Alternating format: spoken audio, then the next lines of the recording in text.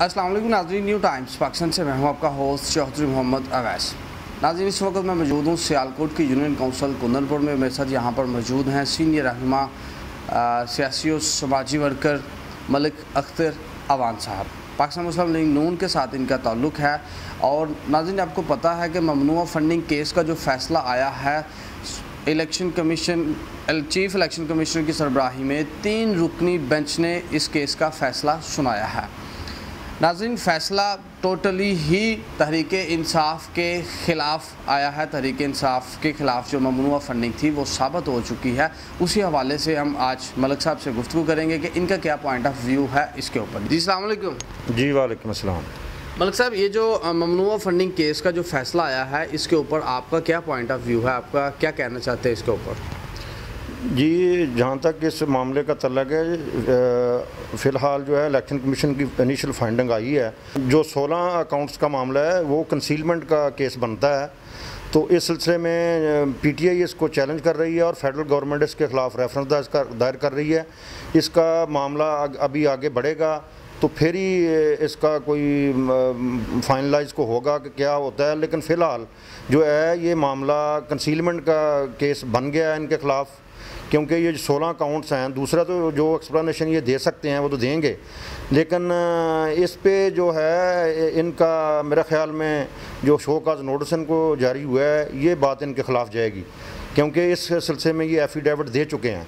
तो एफिडेविट से इनहराफ मुमकिन नहीं होता। सफिशेंट अमाउंट है जिसका इन पे ये ब्लेम साबित हो गया है, गालबन 83 करोड़ रुपया है। तो इस सिलसिले में अगर ये एक्सप्लेनेशन ये नहीं दे सकते तो मेरे ख्याल में ये मामला इनके ख़िलाफ़ जाएगा। और सर देखिए ना, माजी में भी एक इलेक्टेड प्राइम मिनिस्टर को घर भेज दिया जाता है और आज हम दोबारा फिर एक इलेक्टेड जो साबका इलेक्टेड प्राइम मिनिस्टर हैं और इस वक्त के पाकिस्तान के पॉपुलर लीडरान में से उनका एक शुमार होता है इमरान खान का। अगर हम आज उनको नाहल करेंगे फिर कल को और नाहल होगा तो हम कैसी रवायत पैदा करेंगे? हम तो फिर माजी की तरफ ही जाएंगे। आपको नहीं लगता कि हमें एक नई रवायत की तरफ जाना चाहिए और ये सारा मामला आवाम के ऊपर छोड़ देना चाहिए कि इलेक्शन में जाएँ, आवाम जिसको इलेक्ट करे वो आकर बैठ जाए, जिसको आवाम मुस्तरद कर दे वो घर चला जाए? जी, ये आपकी बात बिल्कुल ठीक है, मैं इससे 100% एग्री करता हूँ कि ये जो मामला है ना जी, अपना लीडरशिप को नाहल करने का ये रिवाज नहीं होना चाहिए मुल्क में। हर एक को हक़ है, जमहूरी हक़ है वो सियासत करे। और ये जो इंतकामी सियासत की रवायत हमारी लीडरशिप ने डाली है और एक दूसरे को नीचा दिखाने में लगे रहते हैं, इस सिलसिले में शायद आपको अंदाज़ा नहीं कि एक क्वार्टर में मुल्क का जो नाकाबिले तलाफ़ी नुकसान हुआ है। तो इस सिलसिले में आम आदमी भी जो है वो परेशान है। तो इसमें पीटीआई की तरफ से ये मौक़िफ़ अपनाया जा रहा है या खान साहब की तरफ से ये एक दफ़ा है उनके पास कि ये जो फंडिंग थी ये सारी की सारी जो है वो पार्टी के लिए इस्तेमाल की गई, ना कि मैंने अपनी ज़ात के ऊपर ये पैसा इस्तेमाल किया।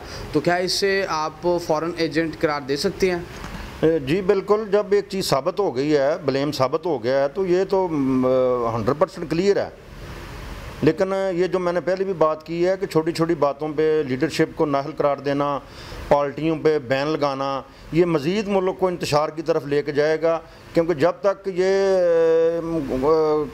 कंसेंसस के साथ पार्टियां सारी जो हैं वो इलेक्शन कंटेस्ट नहीं करती तो उसका नतीजा फिर जो है वो अपना कोई तस्लीम नहीं करेगा।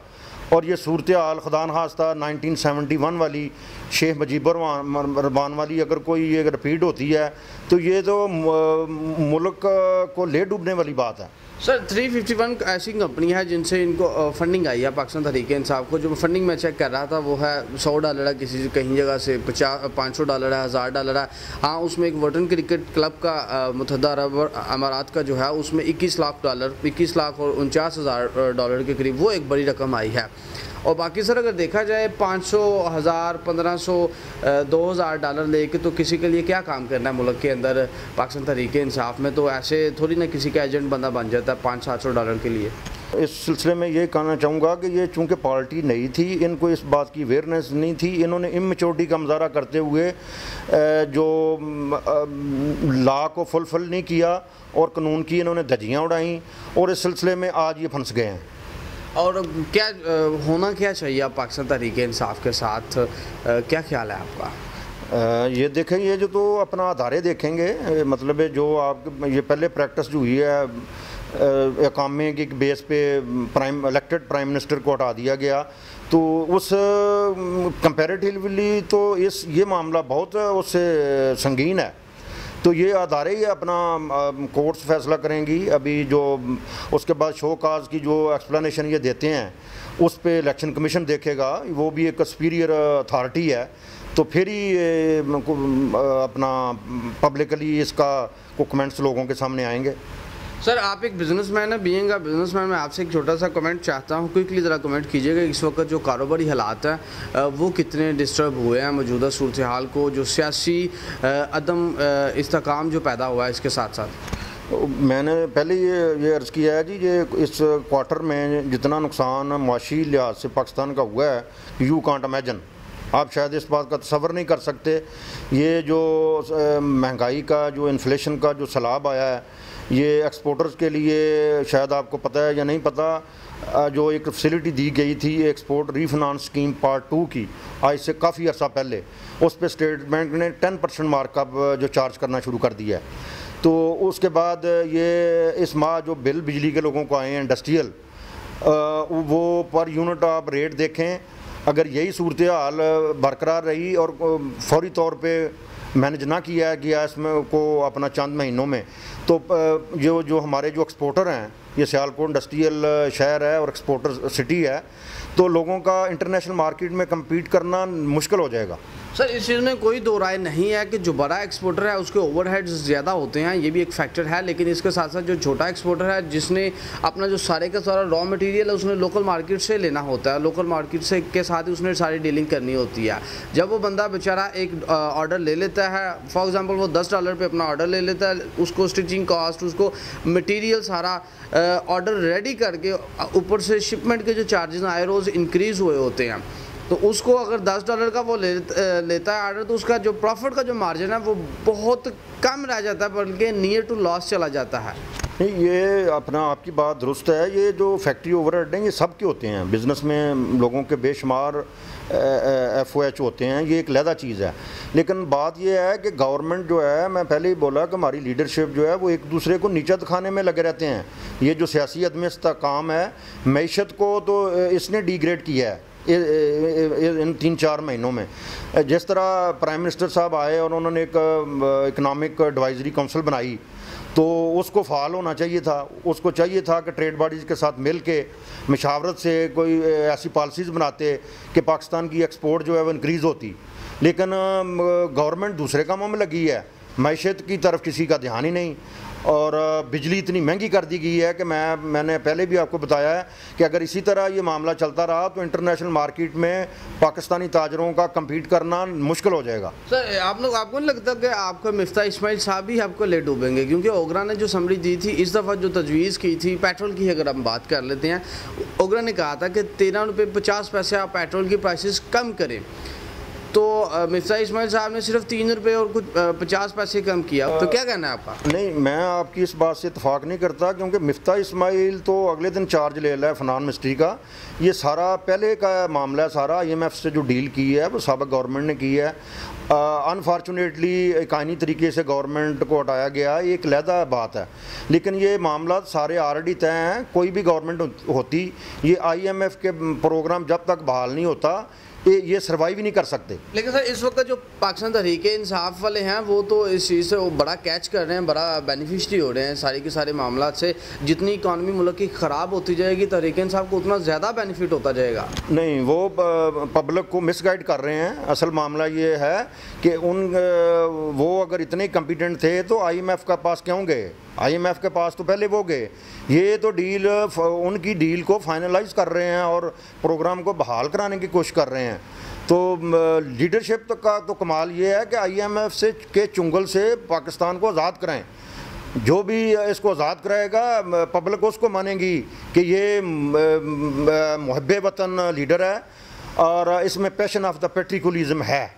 सर, अगर मौजूदा सूरत हाल को देखा जाए तो कौन सा ऐसा लीडर है कि जो पाकिस्तान को IMF से के चुंगल से निजात दिलाएगा? मेरे ख्याल में तो कायद-ए-आज़म मोहम्मद अली जिन्ना और ख़ान लियाकत अली ख़ान के बाद ये पाकिस्तान की बदकिस्मती है कि पाकिस्तान में जो है लीडरशिप का फुकदान रहा है और उसकी वजह से 75 ईयर में से 58 ईयर जो हैं अपना उसमें जो है पाकिस्तान जो है IMF के चुंगल में फंसा हुआ है और कोई ऐसा लीडर नहीं पाकिस्तान को मिला कि पाकिस्तान को IMF के चुंगल से आज़ाद कराता। शायद आपको इस बात का इल्म हो कि हमारे जो नेबर ये जो हमसाया मुल्क हैं, इंडिया जो है वो मेडिकल में हमसे आगे निकल गया है, IT में वो हमसे आगे है, एजुकेशन में उसकी जो स्टेटें हैं आपको पता है कुछ 100% उधर लिटरेसी रेट है, कुछ में 80% है और पाकिस्तान तो उसके मुकाबले में बहुत पीछे है। ये जो बांग्लादेश है 1971 में हमारे लीडर उनको अपने आप पे बोझ समझते थे पाकिस्तान पे, मगरबी पाकिस्तान पे, लेकिन आज वो भी कुछ सेक्टर्स में हमारे आगे निकल चुका है। टेक्सटाइल की एक्सपोर्ट हमसे उनकी ज़्यादा है। तो हमारे मुल्क ने, हमारे लीडरशिप ने ये किया है कि अपना लोड शेडिंग का अज़ाब मुसल्लत कर देते हैं। आपको पता है आज से कुछ 10 साल पहले पाकिस्तान की जो टेक्सटाइल इंडस्ट्री है वो माइग्रेट हुई इधर से लोड शेडिंग की वजह से, जब 18 घंटे लोड शेडिंग होती थी। तो ये लीडरशिप पाकिस्तान को डिलीवर कर रही है हमारी। ये पाकिस्तान की जो आवाम है इस वक्त वो इन्होंने तो पाकिस्तानी आवाम को नफ्सियाती मरीज़ बना दिया है कि पाकिस्तान 75 ईयर में अभी तक तरक्की की राह पे गामज़न ही नहीं हो रहा। इन्होंने पाकिस्तान को IMF के चुंगल में फंसा दिया है। बहुत शुक्रिया जी। नाज़रीन, ये है मलिक अख्तर साहब जो कि आपसे गुफ्तगू कर रहे थे। बड़ी करवा सच हुआ आज पब्लिक के सामने रख रहे थे कि आज तक कायद-ए-आज़म मोहम्मद अली जिन्ना और लियाकत अली ख़ान के बाद जितने भी लीडरान आए हैं इस मुल्क के अंदर, जो मुसल्लत हुए हैं या फिर आवाम ने उनको इलेक्ट किया, वो सारे के सारे उन्होंने कभी कोशिश नहीं की इकानमी को बेहतर किया जाए, IMF के चंगल से निकला जाए। जिस तरह वो बता रहे थे कि टेक्सटाइल इंडस्ट्री भी पाकिस्तान से माइग्रेट हुई। अल्लाह ना करे अगर ऐसे ही हालात रहे जैसे मलिक साहब बता रहे हैं, अगर बिजली को जो पर यूनिट प्राइस है वो कम ना की गई, रॉ मटेरियल उनको सस्ता प्रोवाइड ना किया गया, इनको फैसिलिटेट ना किया गया, तो बाकी तमाम की तमाम इंडस्ट्रीज़ भी यहाँ से माइग्रेट हो जाएंगी। और पाकिस्तान इस वक्त जो श्रीलंका को पूरी दुनिया कह रही है कि श्रीलंका डिफ़ॉल्ट कर गया है, हम भी डिफ़ॉल्ट करने के बिल्कुल नियर इस वक्त खड़े हैं। तो अल्लाह ना करे कि हमारे श्रीलंका जैसे हालात पैदा हों पाकिस्तान के अंदर भी। अल्लाह ताला की ज़ात पाकिस्तान और पाकिस्तानियों का हामी नासिर। इसी के साथ ही अपने मेज़बान चौधरी मोहम्मद अवैस को न्यू टाइम्स पाकिस्तान की स्क्रीन से इजाज़त दीजिए। अल्लाह हाफिज़।